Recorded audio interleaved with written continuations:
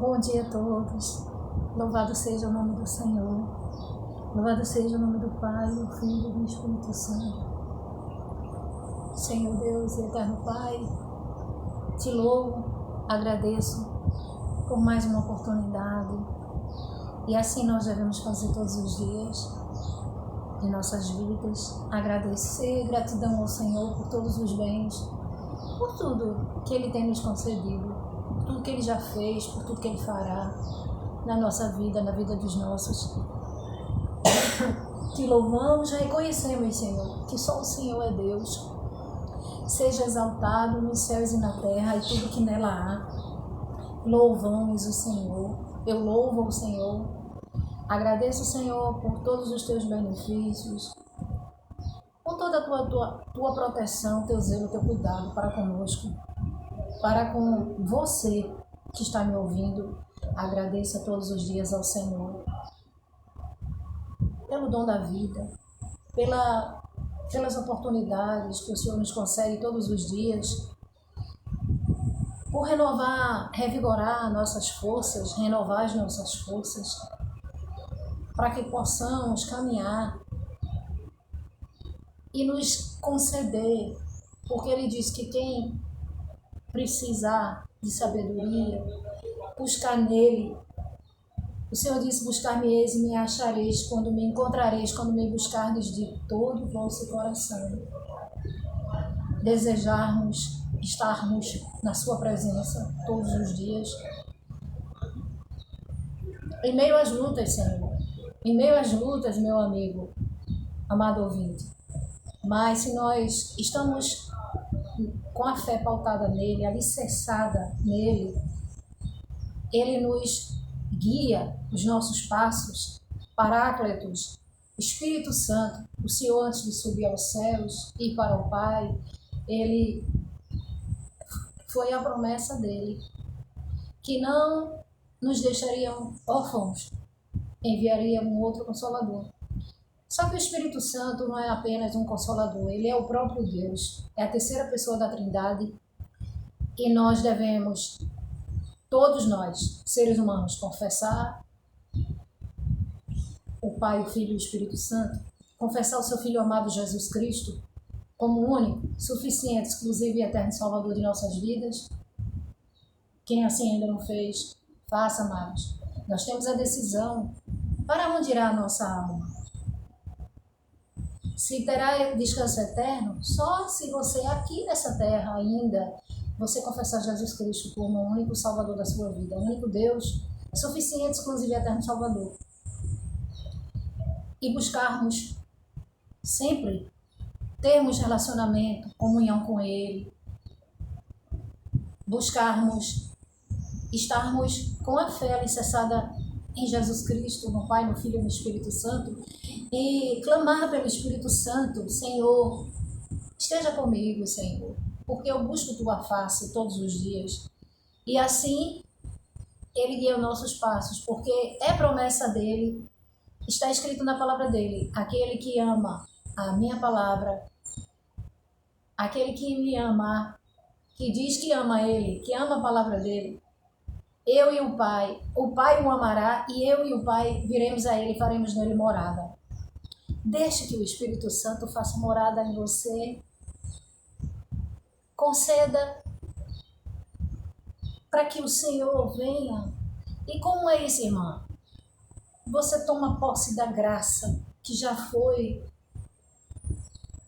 Jesus já pagou alto preço na cruz. É a graça. O sacrifício do Senhor não é em vão. Existem pessoas que desviam a sua fé, colocam a sua fé em imagem esculpida, em idolatria, ídolos. O que é idolatria? É o ídolo, é tudo aquilo que você desvia. Você coloca o Senhor em segundo plano, em terceiro plano. Coloca a sua fé em imagens, seja ela de qual for a figura. Você, no caso, eu digo assim, a pessoa. Quando eu digo você, eu quero dizer assim, a pessoa que faz assim, que não coloca a sua fé em Cristo Jesus, coloca a sua fé em imagens, né? Pede a Santo Antônio, a Santo Expedito, Amados, o Senhor perdoa tempo de ignorância. O que é a ignorância? A ignorância é a falta de conhecimento. Mas a partir do momento que chega a você a verdade, Deus usa alguém para lhe dizer a verdade. Agora há poucos eu estava evangelizando lá embaixo, o pessoal que faz esse serviço na rua, né? Que faz corta os matos na rua, né? Um trabalho como outro qualquer. E eu dei a palavra de Deus a eles, tão lindo, amados. Pararam para ouvir a voz de Deus, porque o Espírito Santo ele testifica que é Ele que está falando.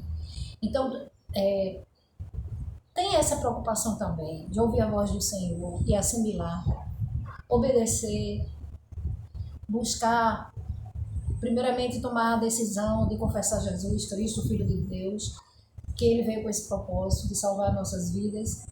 E todo aquele que confessa a Ele diante das pessoas, essa pessoa tem a vida eterna. Aí existe aquela ordenança, né, que o Senhor nos diz, está escrito, que é para nós estarmos em união, comunhão com os nossos irmãos. E porque a igreja é a noiva de Cristo. Então, devemos estar reunidos, somos membros de um só corpo, um só espírito, e Jesus é a cabeça. Então, é necessário que você esteja ouvindo a palavra de Deus, porque a vida é edificada pelo anjo da igreja. O Espírito Santo, ele usa o pastor, a pastora, o missionário, o obreiro, para dar a palavra. Geralmente é o pastor, o missionário que faz isso, ou a pastora, a missionária. Então, temos ordenanças a cumprir, e essas ordenanças precisa a pessoa estar indo à igreja, ouvindo a palavra, cultuando ao Senhor, e nisso a sua vida é edificada. E ainda aqui na terra você possa desfrutar das coisas de Deus, das maravilhas do Senhor, e na vindoura você ter o descanso da sua alma, que é a salvação, né? A vida eterna. Amados, das histórias bíblicas, o Senhor me mostrou ontem para falar sobre a história de Jó. Eu peguei um esboço, né? Eu fiz um resumo, mas eu queria ler o início do texto bíblico que está no próprio livro de Jó. Amados, estou com o óculos quebrado, mas dá para enxergar, tá? Eu vou ler um trecho do livro que está no primeiro capítulo de Jó. A virtude, a tentação e as perdas de Jó. Havia um homem na terra de Uz, cujo nome era Jó. E este era homem sincero, reto e temente a Deus. Desviava-se do mal. E nasceram-lhe 7 filhos e 3 filhas, ou seja, total de 10 filhos. E era o seu gado 7.000 ovelhas e 3.000 camelos e 500 juntas de bois e 500 jumentas. Era também muitíssima gente ao seu serviço. Tinha muitos servos, né? De maneira que um homem era maior do que todos os do Oriente. E os seus filhos faziam banquetes em casa de cada um no seu dia, e enviavam e convidavam as suas 3 irmãs e comerem, beberem com eles. Sucedia, pois, que, tendo decorrido o turno de dias de seus banquetes, enviava Jó e os santificava, e se levantava de madrugada, oferecia holocausto segundo o número dos seus filhos ao Senhor. Aí ele dizia, né, que os filhos pecaram e blasfemavam de Deus no seu coração, assim o fazia Jó continuamente. Então, Jó, ele oferecia sacrifícios, holocaustos ao Senhor e mencionava, né, as atitudes errôneas, né, que os filhos dele tinham.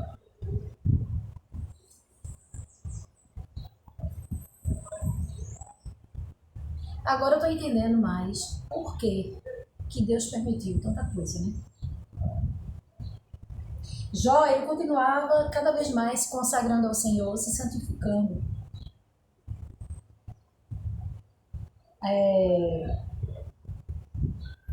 Assim fazia Jó continuamente. E vindo um dia em que os filhos de Deus vieram apresentar-se perante o Senhor, veio também Satanás entre eles. Então o Senhor disse a Satanás: De onde vens? E Satanás respondeu ao Senhor: De rodear a terra e passear por ela.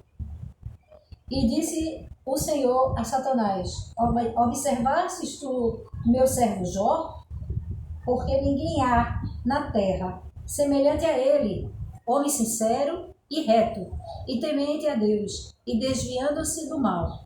Então respondeu Satanás ao Senhor e disse: Porventura teme Jó a Deus debalde?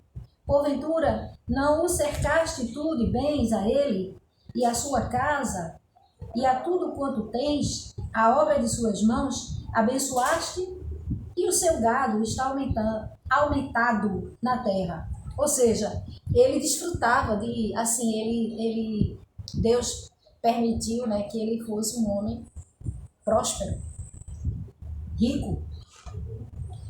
Aí ele diz assim: abençoaste as suas mãos e o seu gado está aumentando a cada dia. Mas estenda a tua mão e toca aí em tudo quanto tem, e verás se não blasfema de ti na tua face. E disse o Senhor a Satanás: Eis que tudo quanto tem está na tua mão, somente contra ele não estenderás a tua mão. E Satanás saiu da presença do Senhor. E sucedeu um dia em que seus filhos e suas filhas comiam e bebiam, vinham na casa de seu irmão primogênito, que veio um mensageiro de Jó e lhe disse: Os bois lavravam e as jumentas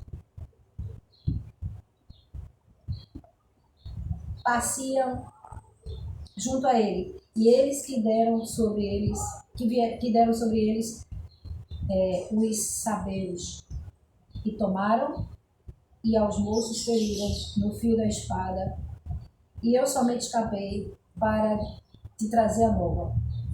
Então, assim, amados, veio a destruição, né? Mataram os servos, houve a destruição, a perda dos filhos, a perda dos gados, né? E camelos e os animais. E o Senhor permitia que um viesse contar, né? Viesse dar a notícia, a má notícia, né? E estando ele ainda falando, veio outro, disse: Fogo de Deus caiu no céu e queimou as ovelhas e os moços e os consumiu, e só eu escapei para te trazer a nova. A nova, ele quer dizer assim, a notícia, né? Estando ainda este falando, veio outro e disse, ordenando aos caldeus 3 bandos, deram sobre os camelos e tornaram os moços, feriram, quer dizer assim, a fio da espada, mataram. E só eu escapei para te trazer a nova, a notícia, né? Estando ainda este falando, veio... Então, assim, para adiantar a história, que nós sabemos, o Senhor permitiu que Satanás tocasse no corpo, né, de Jó. Então veio aquela... as feridas, né? Tipo uma lepra.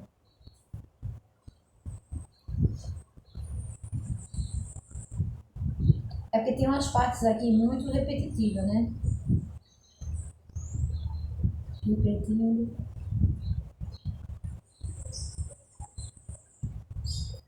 Eu fiz um resumo aqui.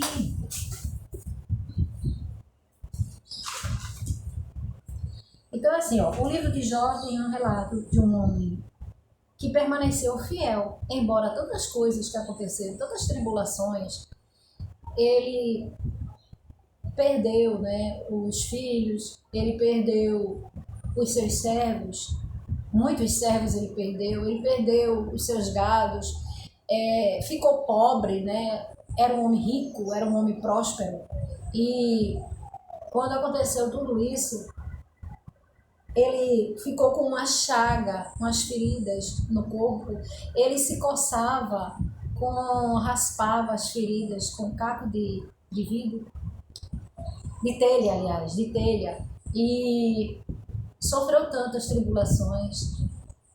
E ele deixou uma lição para cada um de nós, que tem até que o povo fala muito. Eu não tenho paciência de Jó, porque ele teve muita paciência, ele teve resiliência, ele teve fé. Na verdade foi a fé dele no Senhor que fez ele se sustentar. Que tem um trecho da Bíblia aqui, ó.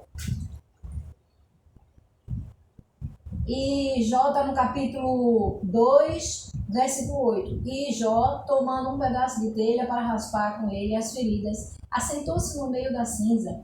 Então a sua mulher lhe disse: ainda retens a tua sinceridade para com Deus? Amaldiçoa a Deus e morre. Mas ele disse: como fala qualquer doida, assim falas tu. Receberemos o bem de Deus e não receberíamos o mal?